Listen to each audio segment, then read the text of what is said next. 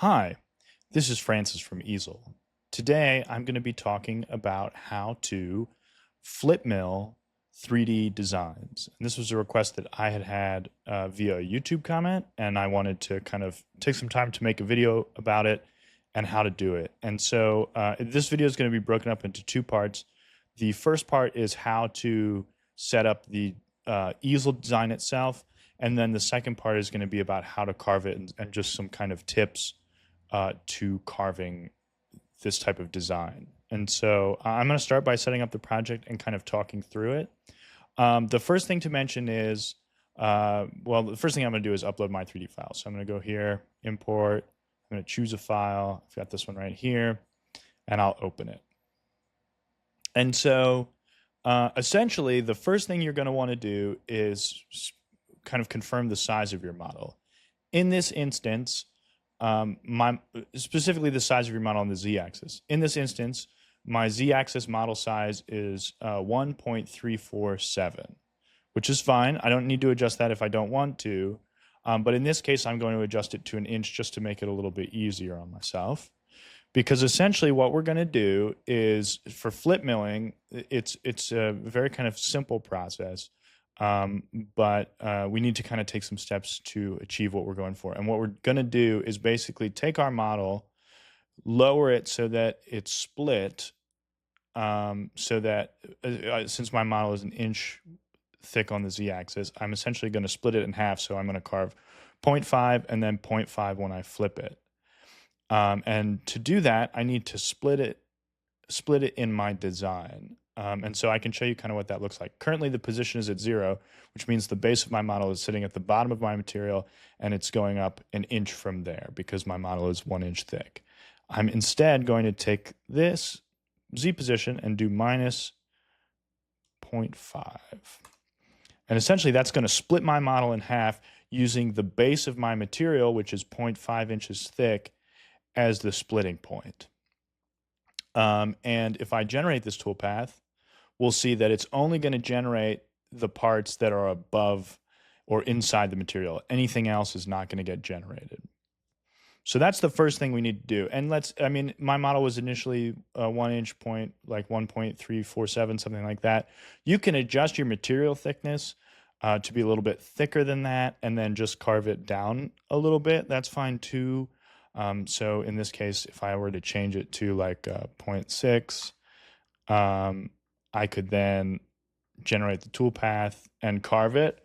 You'll just want to make sure that you're not carving with material that is 0.6 thick. You're carving with material that's double that thickness. So in this instance, the way I had it set up before, at 0.5 inches of thick, I'm actually going to be carving this on inch thick material. I'm just tricking the machine into thinking I'm tricking Easel into thinking it's 0.5 to do what I want it to do, which is to carve half of it, and then I flip the material over and carve the other half. So again, you're not going to say that in Easel. You're going to basically half your actual material thickness and then fit your model to that. Again, you can either adjust the size or adjust the material size, depending. And then you'll just basically reduce the Z position so that it's halved, and you'll get half your model on one side and half your model on the other side. You'll want to keep the cut style at full depth cutout, and you'll use tabs. And we can see the tabs here. I wouldn't recommend adjusting the position unless it's in a really kind of awkward place. But in this case, you can adjust those tabs wherever you want. And essentially, the first thing you'll do is you'll set up your material, you'll set it up this way, and then you'll carve it. So you'll generate the toolpath, you'll run through the carve, you'll carve the whole thing, and it'll generate those tabs. And then once that's done, then it'll be time to flip your material over. And you'll flip your material over, and then the only thing that you need to do to adjust the project is click on orientation and bottom.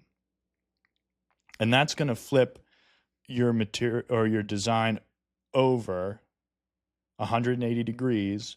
And so you'll flip your material over 180 degrees.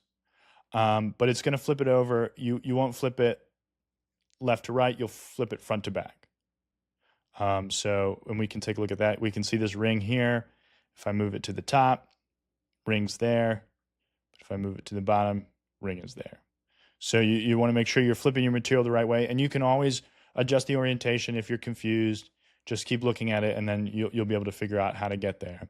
And then you should just be able to generate the toolpath and carve again, because the tab position will not have changed. So your tabs will be in exactly the same space, in exactly the same spot as they were when it was flipped the other way around. So your tabs will be in exactly the same spot. So you can go ahead and run the next part of the carve as a full depth cutout, and those tabs will still be in the same spot, still holding that piece of material in place.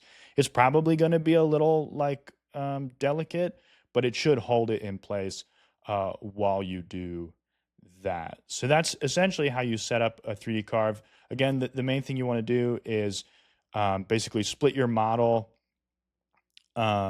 with the bottom of the material, and then just flip it when you're ready. That should allow you to flip mill 3D objects relatively quickly and relatively easily. It's the easiest way to do it. As far as setup goes, there's a couple of things to keep in mind.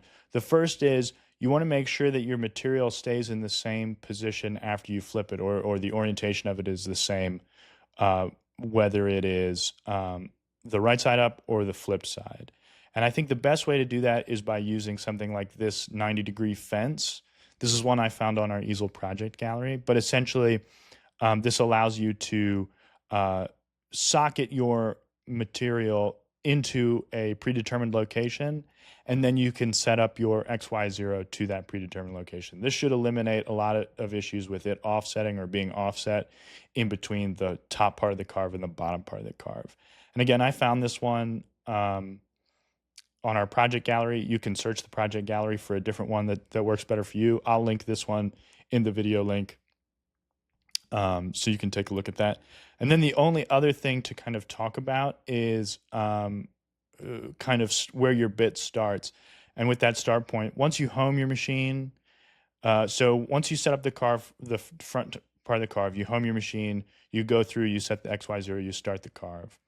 Once that's done, home the machine again, flip your material, and then as you're going through the carve setup, instead of setting a new XY0, just click use last XY, and as long as you've homed the machine before the first part of the carve and before the second part of the carve, it should work pretty consistently. And I'll link our instructions on running a 2-stage carve, because that'll have a list of how to set up that process. But that's essentially how you flip mill 3D carves in Easel. If you have any questions, please comment on the video. If you have any other videos that you'd like us to make, please comment on the video, and we'll try and get them done or add them to our rotation. Have a wonderful day. Bye. To learn more, head over to easel.com.